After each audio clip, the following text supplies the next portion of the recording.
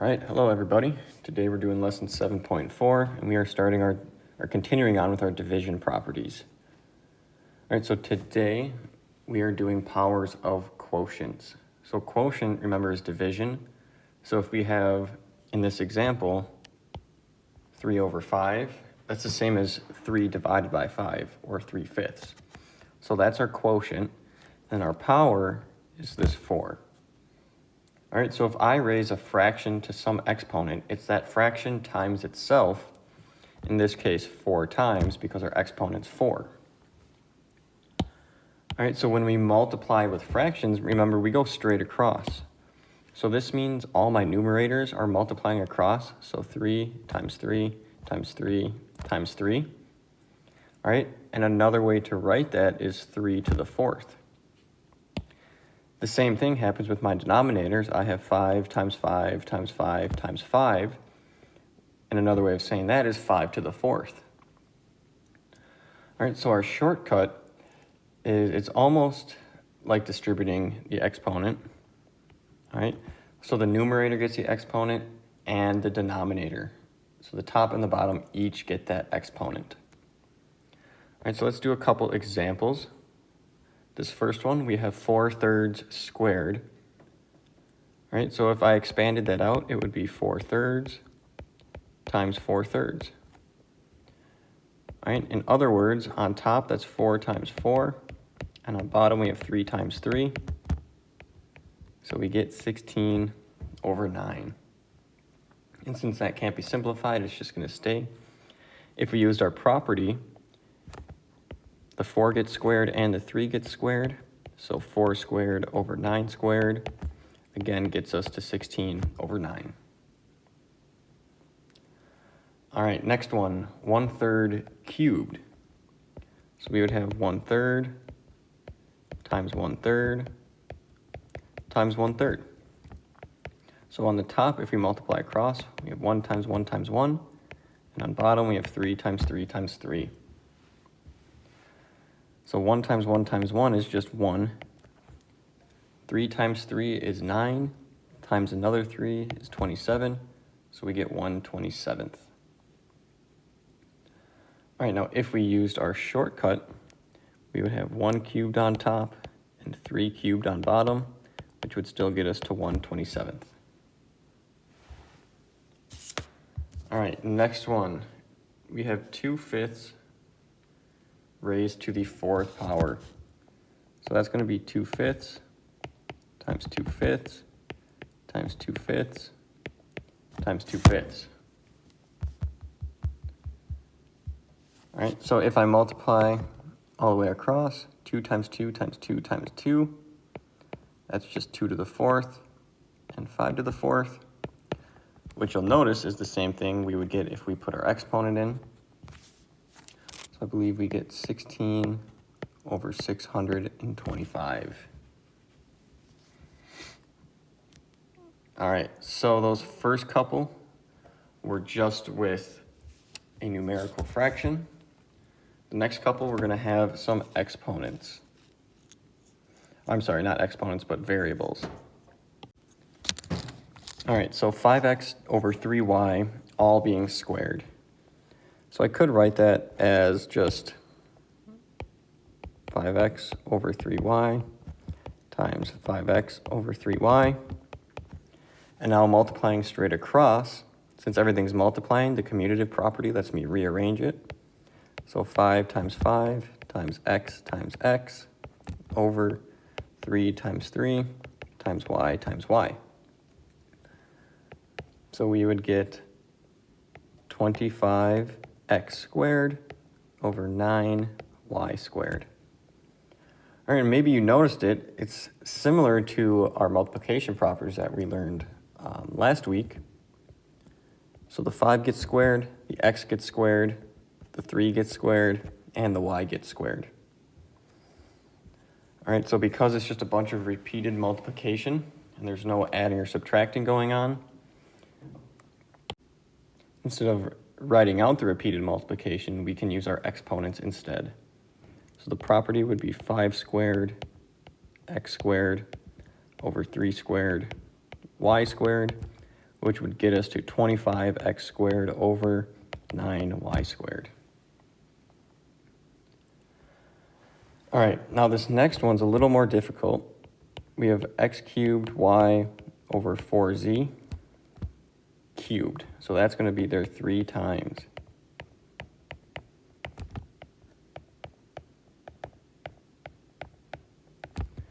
All right, so on top I have x cubed times x cubed times x cubed times y times y times y. So I just multiplied straight across and then rearranged it a little bit. On bottom, we would have 4 times 4 times 4 times z times z times z. All right, so those x cubes, I have one x cubed, another x cubed, and a third one.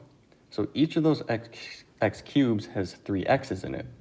So total, I really have 9. All right, so when we're multiplying with the same base, remember we add the exponents. If we're dividing with the same base, we would subtract, but that's not the case.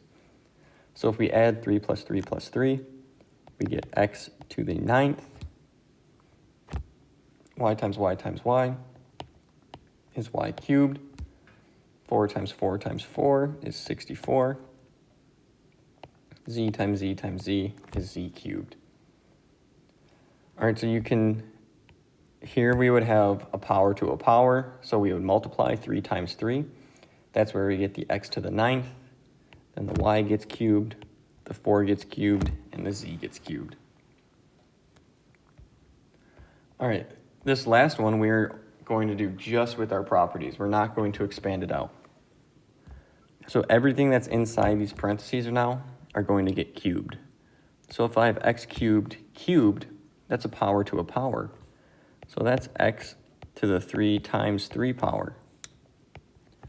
All right, then the y gets cubed. That's easy, just stays y cubed. And then on the bottom, we get 4 cubed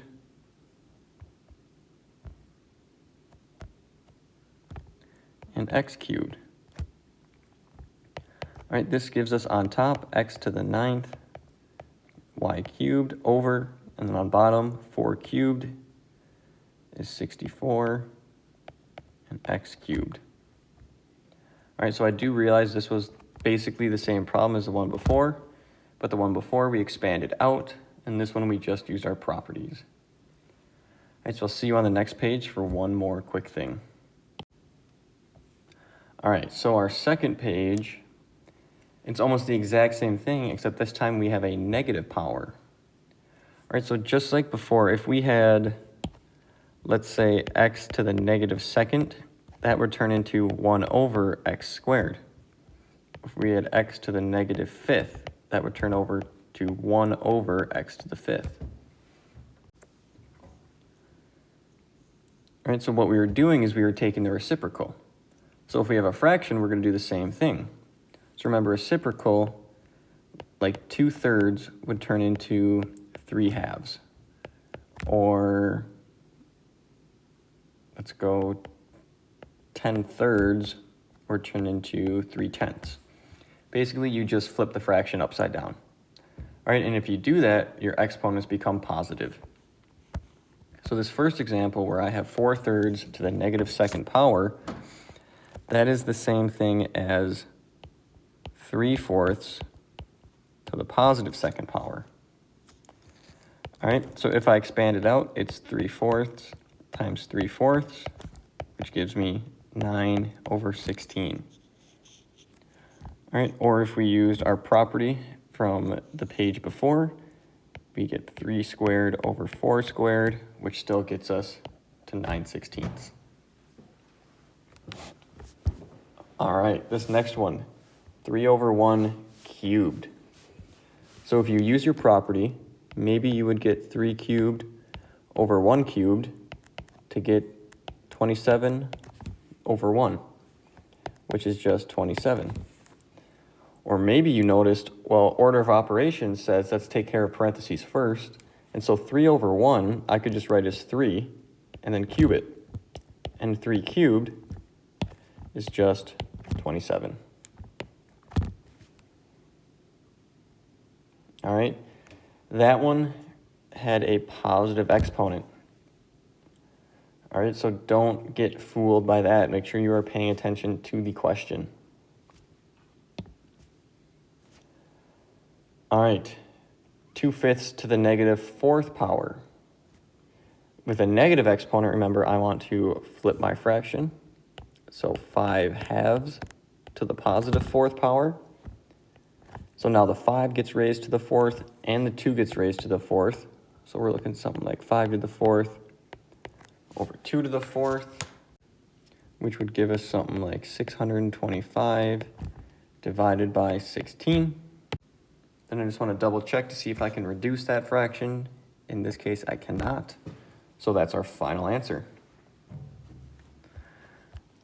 All right, so be careful with the exponents, whether they are positive or negative. Right, and then, so the next three, we're going to start to introduce some variables again. But it is the same process as these first three. All right, so on this first one, 5x over 3y to the negative 2nd power. So I want to take the reciprocal. So that's going to be 3y over 5x to the positive 2nd power. So 3y over 5x times 3y over 5x. If I multiply my fractions straight across on top, I have 3 times y times y. And on bottom, we have 5 times x times x to give us 9y squared over 25x squared.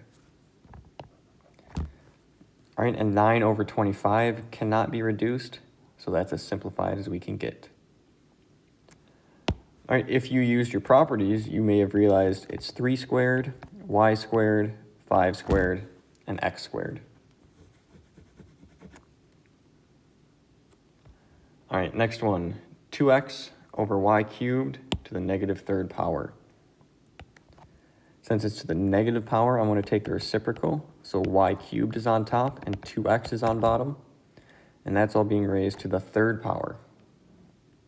So here on top, we have y cubed cubed again. So a power to a power. So that's going to mean we multiply the exponents. And on bottom, I will have 2 cubed and x cubed. So what that gives me, on top I have y to the 9th. 2 cubed is 8. I still have x cubed. My final answer is y to the 9th over 8x cubed. All right, last one. X cubed times y over 4x raised to the negative 2nd power. All right, so this one we will do 2 separate ways. First, I'll take the reciprocal, so 4x on top, x cubed y on bottom to the positive 2nd. All right, and now everything is getting squared. So the 4 is getting squared. The x is getting squared. The x cubed is getting squared, so that means I multiply those exponents, and the y gets squared. So this gives me 16x to the 6th. Oh, I'm sorry.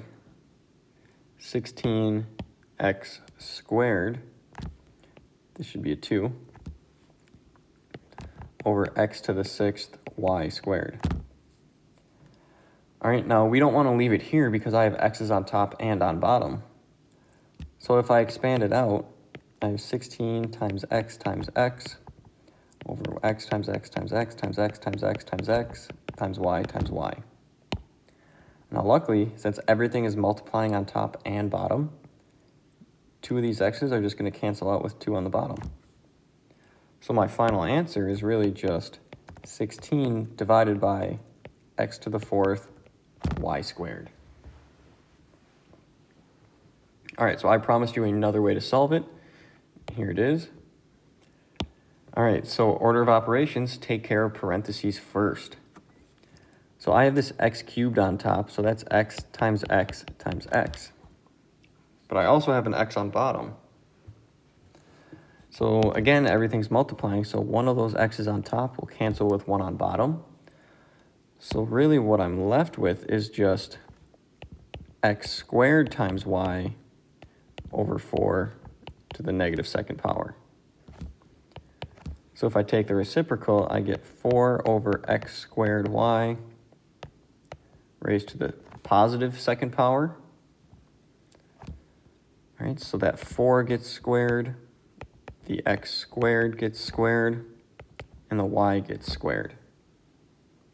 Now with the x squared, we're dealing with a power to a power again, so I want to multiply the 2 and the 2. So I get a 16 on top, x to the 4th on bottom, y squared on bottom. So either way, we end up at the correct answer. All right, so that is all of your exponent properties. All right, there's a lot of them, and it's a lot to keep track of and organize in your brain.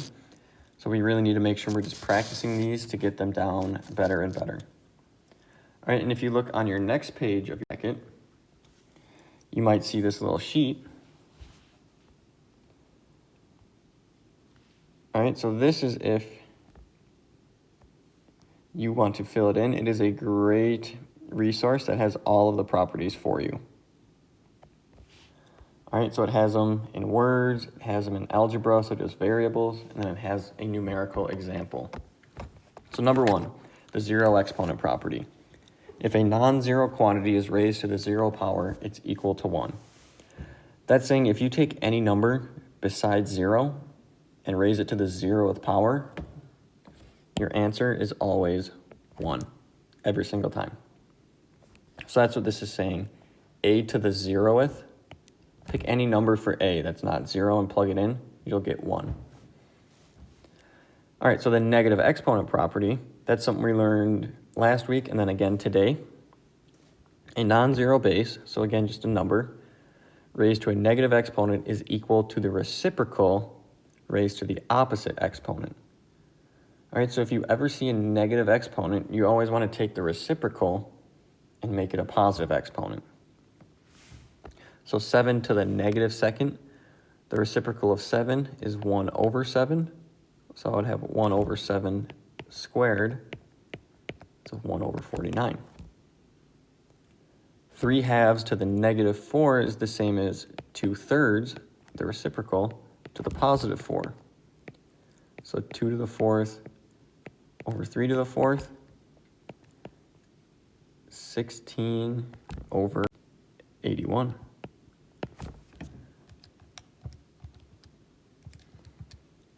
All right, and that fraction can't be simplified, so it stays put. All right, now with our product of powers property. Product meaning multiply, so we're multiplying two things with the same base. So if that's the case, we add our exponents. And remember, 4 cubed times 4 squared is just 4 times 4 times 4. So there's the 4 cubed times 4 times 4. There's the 4 squared. So if we add the exponents, we see we get 5, and we have 5 fours, so 4 to the 5th, which we could then say is 1024. All right, so when we're multiplying with the same base, we add the exponents. So for dividing with the same base, we subtract the exponents. That's our quotient property. To divide powers with the same base, you subtract the exponents. So 3 to the 7th over 3 squared would be the same as 3 to the 7 minus 2 power, or 3 to the 5th. And if we wanted to turn that into a number, we would get 243.